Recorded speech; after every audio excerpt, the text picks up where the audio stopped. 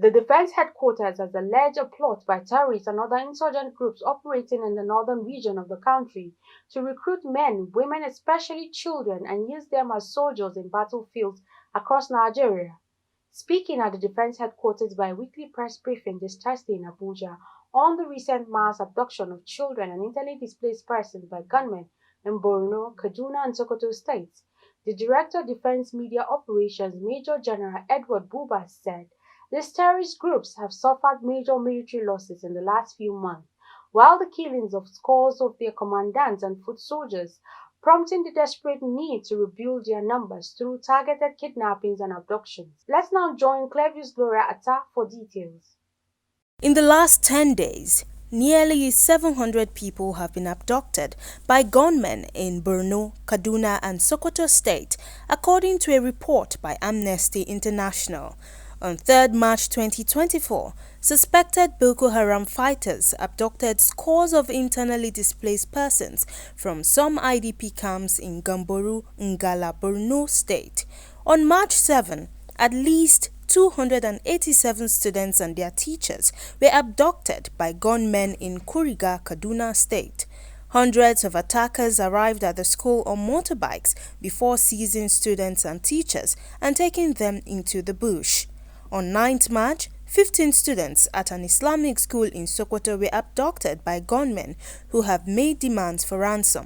At the Defense Headquarters bi-weekly press briefing in Abuja, the Director Defense Media Operations, Major General Edward Buba, while providing details on the intricacies surrounding the worrying pattern of abductions, assured Nigerians that the military is leaving no stone unturned in reuniting the hostages back to their families.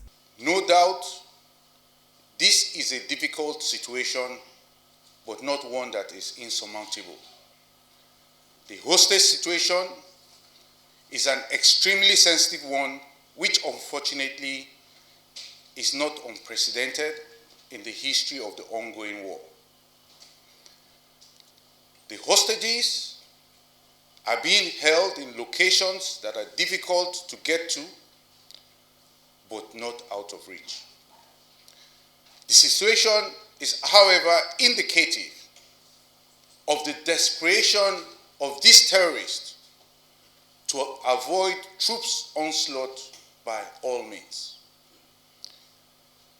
You may recall that in recent times, troops have decimated several of the terrorist leaders, their commanders, and their foot soldiers, and are fast closing in on several others. The terrorists have exhibited gross cowardice by going for such soft targets to impede troops' advances. I assure you that we will not rest until these hostages are returned. The briefing also captured significant successes recorded in all theaters of operations in the week under review, including the killing of 213 terrorists and arrest of 216 of them. Troops also arrested 67 perpetrators of oil theft and rescued 26 kidnapped hostages during the week.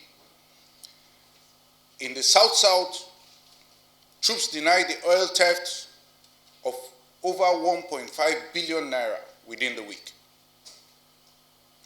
Furthermore, troops recovered 189 assorted weapons and over 4,000 assorted ammunition. A major achievement within the period under review is the elimination of some notorious terrorist commanders alongside other jihadists in an airstrike. This air interdiction was conducted on the 6th of March, following confirmation